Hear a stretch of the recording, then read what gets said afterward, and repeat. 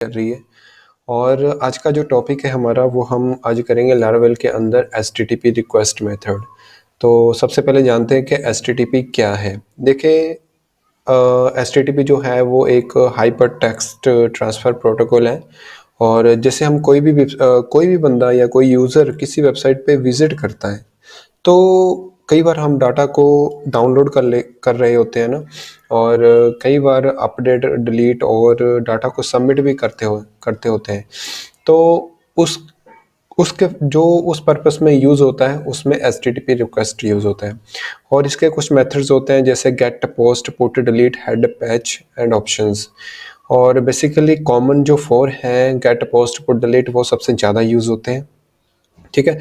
अगर आप किसी वेबसाइट में फॉर्म के ज़रिए डाटा को गेट करवाना होता है आपने, तो उसके लिए हम गेट यूज़ करेंगे।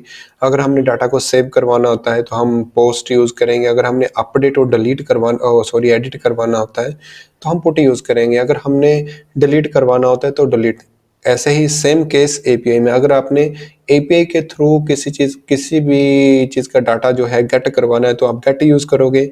पोस्ट करवाना है, जो है सेव करवाना है तो पोस्ट यूज़ करोगे। एडिट करवाना है तो पुट, डिलीट करवाना है तो डिलीट। ठीक है। तो उसके बाद हम एक फॉर्म बनाएंगे और राउट बना के उस पर काम करेंगे। ठीक है। तो आपने सबसे पहले कर क्या लेना है, एक बना लेना है कंट्रोलर। ठीक है। और सेकंड आपने क्या करना है, एक बना लेना है व्यू के अंदर आपने क्या करना है, एक फॉर्म बना लेना है जस्ट। ठीक है। हम सबसे पहले गेट मेथड को ट्राई करेंगे, और इसका आपको पता है सेम वैसे ही आपने जो web.php के अंदर इसका कंट्रोलर जो है वो इंपोर्ट करवा देना है।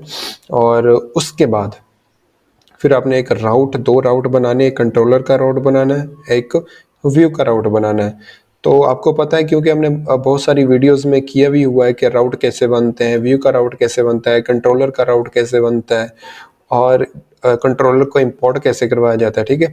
तो फंक्शन जो है हम कंट्रोलर में हमने जो बनाया, मैं एक बार आपको गो थ्रू करवा देता हूँ।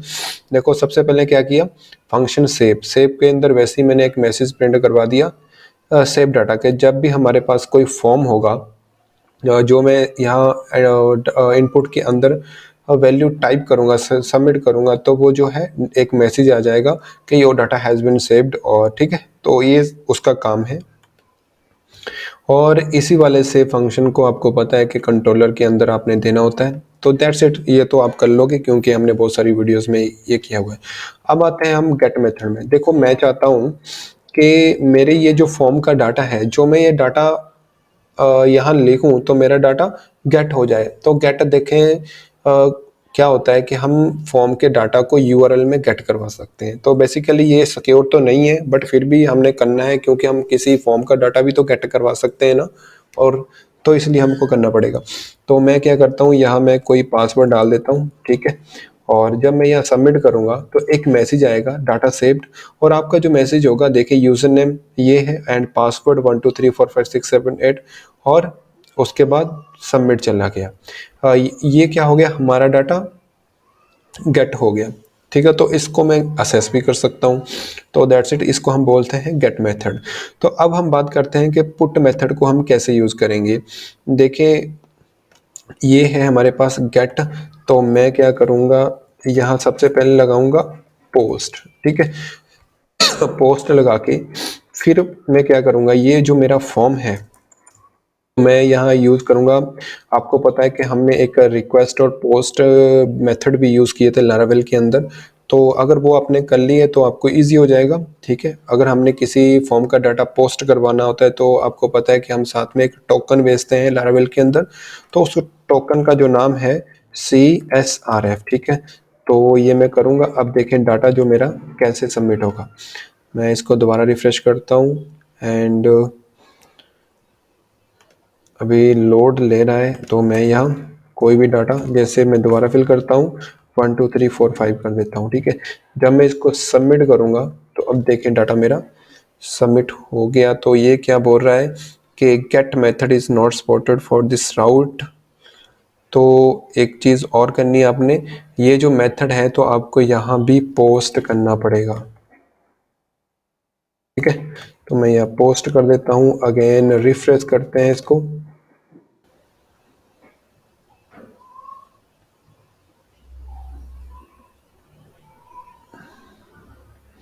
यहाँ मैं इसको बैक करता हूँ, बैक करने के बाद इसको अगेन रिफ्रेश करूँगा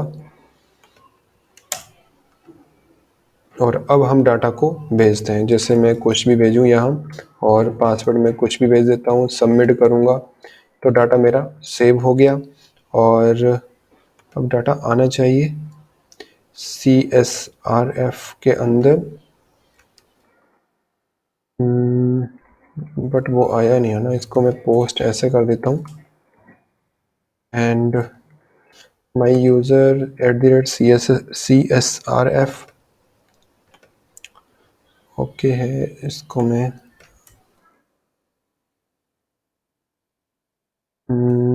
पेस्ट और दोबारा इसको रिफ्रेश करते हैं, डाटा आना चाहिए।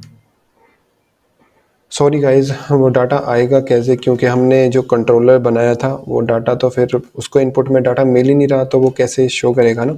तो हम क्या करेंगे, सबसे पहले यहाँ रिक्वेस्ट और यहाँ डॉलर एंड हम यहाँ क्या करेंगे, मैं एक वेरिएबल बना लेता हूँ। जैसे मैं यहाँ रिटर्न करवाऊँगा, ठीक है।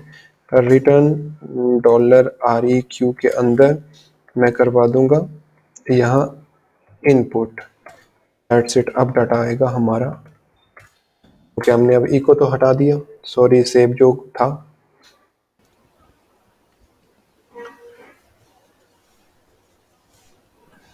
अब देखें डाटा, इसमें क्या होगा ना, आपके पास एक अलग से टोकन डिफाइन होगा। अब देखें ये टोकन है और जो यूज़र नेम है और पासवर्ड है, डाटा हमारा सबमिट हो गया। तो ऐसे हम पोस्ट का डाटा सबमिट कर सकते हैं।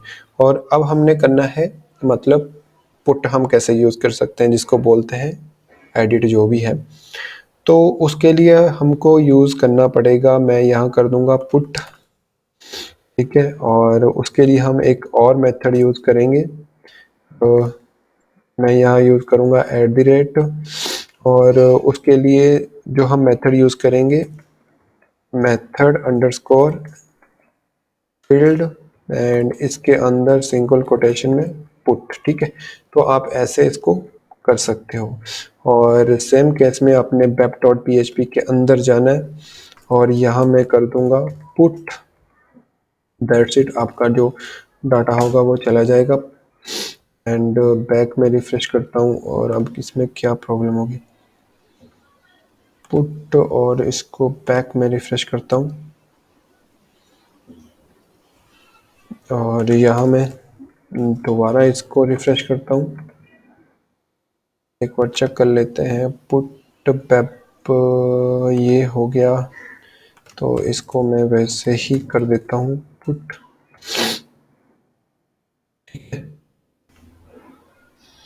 एफ मेथड अंडरस्कोर एफ, बस ठीक है। चलो बाकी देखते हैं बाद में क्या प्रॉब्लम आएगी, अगर आई तो मैं यहाँ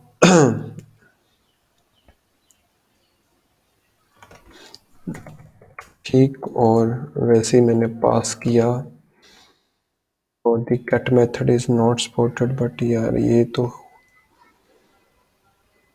पुट लगाया हुआ है।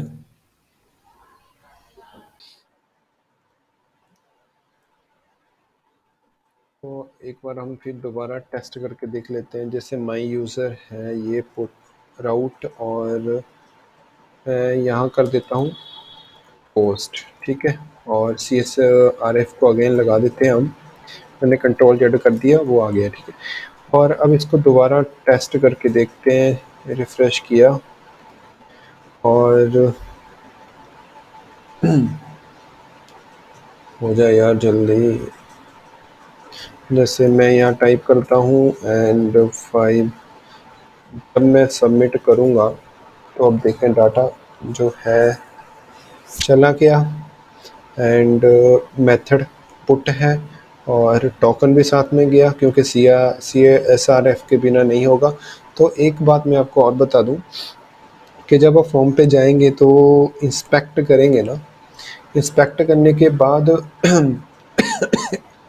इसको बॉडी में जाएंगे, इसकी बॉडी में, और एक बार मैं दिखा देता हूँ, फॉर्म है ना, तो फॉर्म में एक अलग से एक एक्स्ट्रा इनपुट ऐड होकर आएगी, उसमें मेथड्स आएगा, ठीक है, कि आप कौन सा मेथड यूज़ कर रहे हो। और यहाँ पुट मेथड यूज़ कर आपने हमने किया तो पुट आ गया, ठीक है। तो ऐसे ही सेम आप डिलीट कर सकते हो, वो मैं अगेन आपको बता देता हूँ।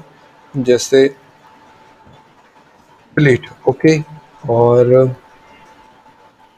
यहाँ तो पोस्ट ही रहेगा क्योंकि डाटा हमारा पोस्ट मेथड के थ्रू जा रहा है। और यहाँ मैं कर दूंगा डिलीट, ठीक। और सेव एंड देन इसको दोबारा हम करते हैं। जी ओ सॉरी, मैं पासवर्ड फिल कर रहा हूँ, या जब मैं सबमिट करूँगा method is not define delete. और सॉरी गाइस, वहाँ डिलीट ही नहीं किया होगा आई थिंक हमने, ठीक है यार, डिलीट।